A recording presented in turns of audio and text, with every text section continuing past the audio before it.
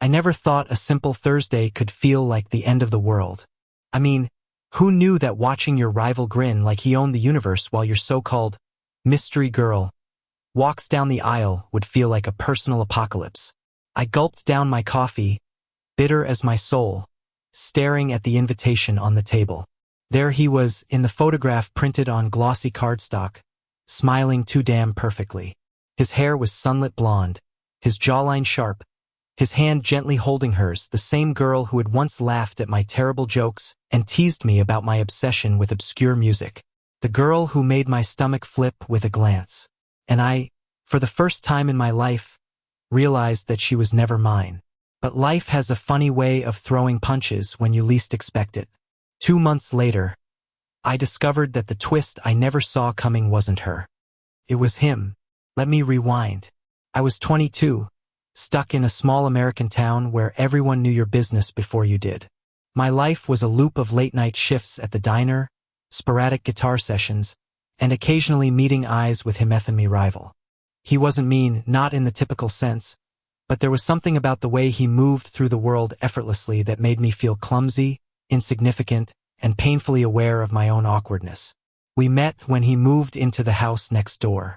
At first, it was small things: borrowed sugar, shared glances, and casual conversations about weather and music. But soon, the tension became noticeable, and everyone else seemed to sense it before I did. It wasn't until I caught him laughing at one of my stupid jokes, and his eyes lingered just a little too long, that I realized I was already entangled. The mystery girl, Lila, was a different story. She had this aura that made people lean in without realizing it. Soft brown hair, eyes like storm clouds, voice like she carried a secret in every word. She actually noticed me, for reasons I didn't understand. At first, it felt magical, intoxicating. We spent afternoons in the park, sharing milkshakes and stories, laughing until our sides hurt. The way she tilted her head, smiled at me, it was dangerous in the best possible way. Dangerous because I knew Ethan was watching, and the tension between us three was like a live wire. And then she left, just like that. No goodbye, no reason, nothing but a cryptic note that read, "I have to follow my heart, and maybe it isn't yours." I wanted to scream. I wanted to fight her for leaving me so hollow. But worse was seeing her with him. Ethan, my rival, my unwitting tormentor. The thought of them together made my chest tighten, my hands shake. I hated them both in one breath, loved them in another. The small town seemed smaller when they walked hand in hand, laughing in ways that used to belong to me.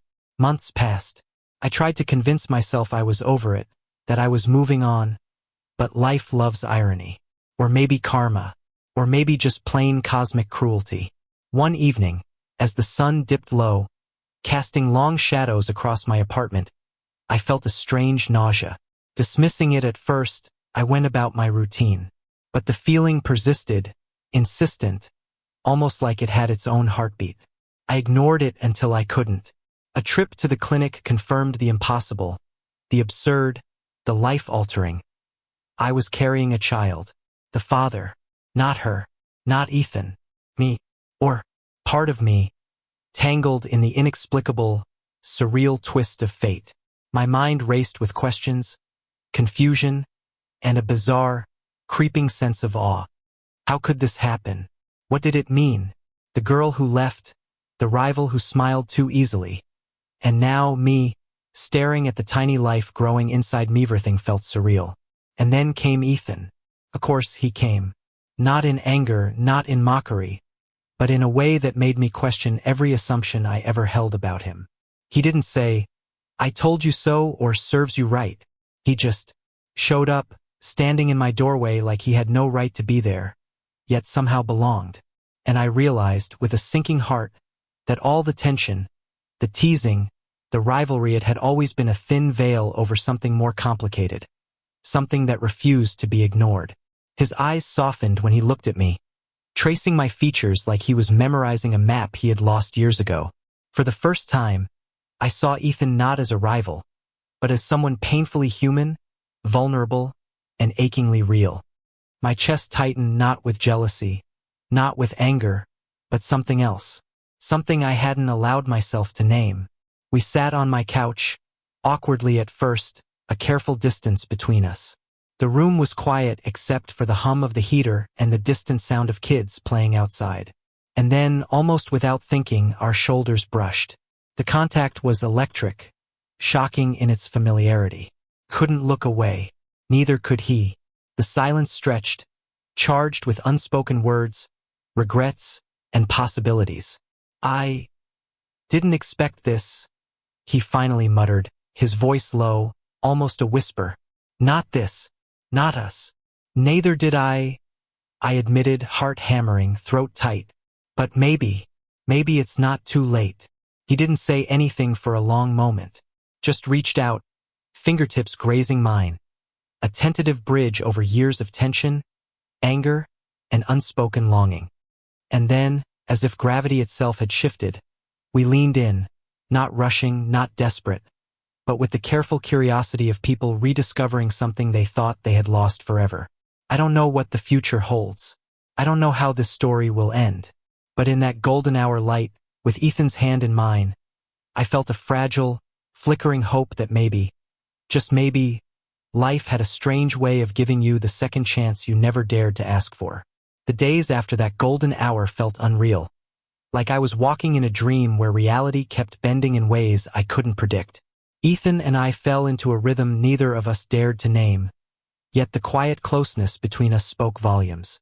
We spent hours talking about everything and nothing: music, books, childhood embarrassments, and somehow, in those conversations, the tension between us melted into something softer, something warmer, something terrifyingly intimate.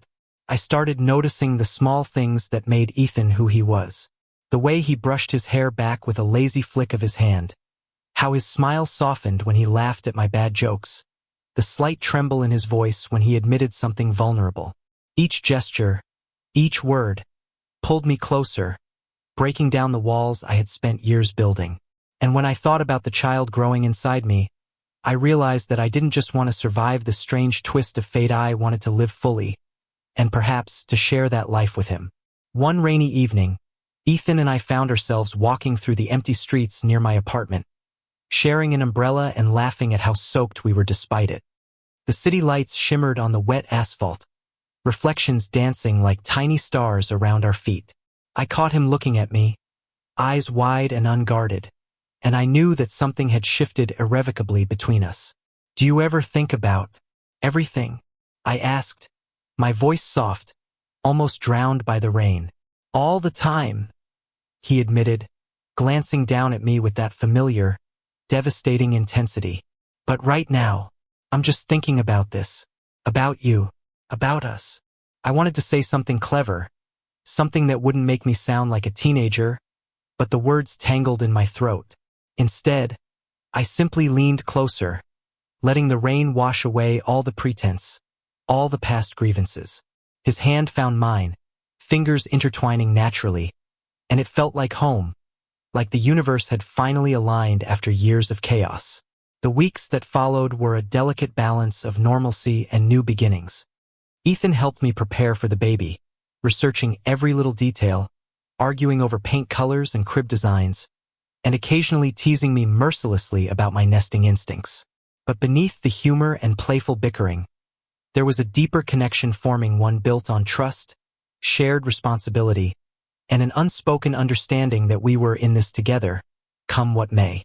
There were moments of doubt, of course. Nights when the anxiety crept in, whispering fears about the future, about judgment, about whether love could survive such a complicated start.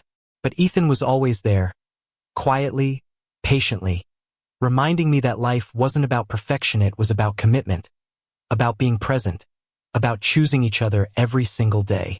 And then the day came. I woke to find him standing at the foot of my bed, hair messy, eyes bright with excitement and fear all at once. "It's time," he said simply, and I felt my heart leap, half in terror, half in anticipation. The hospital was a blur of fluorescent lights and hurried footsteps, but through it all, Ethan never left my side. His hand squeezed mine as contractions came and went, his voice whispering encouragement, his presence steady and grounding.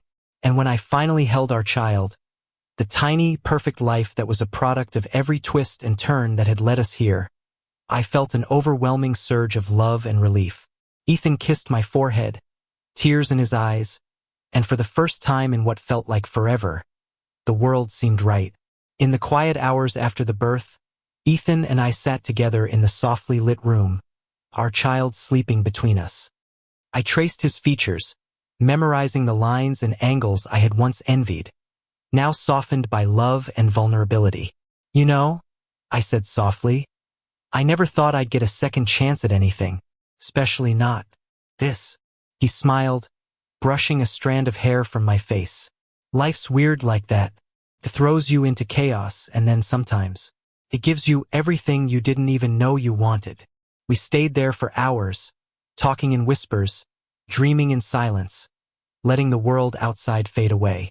The rivalry, the heartbreak, the uncertainty, they all felt distant now, like shadows from another life. What remained was something real, tangible, and profoundly human. Love, connection, and the quiet joy of building a family in the midst of unexpected circumstances. As days turned into weeks, our bond grew deeper. Friends and family adjusted, offering congratulations and support, and the little town that once seemed suffocating now felt like a protective cocoon. Ethan and I discovered joy in the simplest routines. Morning coffee with a sleeping baby in our arms, late-night walks under streetlights, soft laughter shared over silly mistakes. Every touch, every glance, every shared silence became a thread weaving us closer together. And love, real, messy, imperfect love took root. It was not the fiery, impossible love of fantasies or novels. It was the steady, enduring love that grew through compromise, vulnerability, and shared responsibility. It was tender, and sometimes exhausting, and always worth it. One evening, as the sun set in golden streaks across the suburban skyline, Ethan pulled me close, his hand resting gently on my belly. I felt the baby stir, tiny kicks that made us both laugh in disbelief and wonder. "See," he whispered, pressing his forehead to mine. "Life has a funny way of giving you the second chance you never thought you'd get." I smiled, my heart full, tears threatening, and for the first time in a long time, I believed it. Not just in second chances, but in us, in our love, in the strange, winding path that had brought heartbreak, rivalry, and mystery to a place of hope, warmth, and family. And as we stood there, bathed in the soft glow of the evening, I knew one truth above all. Some stories begin in chaos, but they can end in wonder. And ours, Ethan, me, and the child we never expected, was just beginning. Thank you for listening. Don't forget to like and subscribe to stay updated with the latest videos.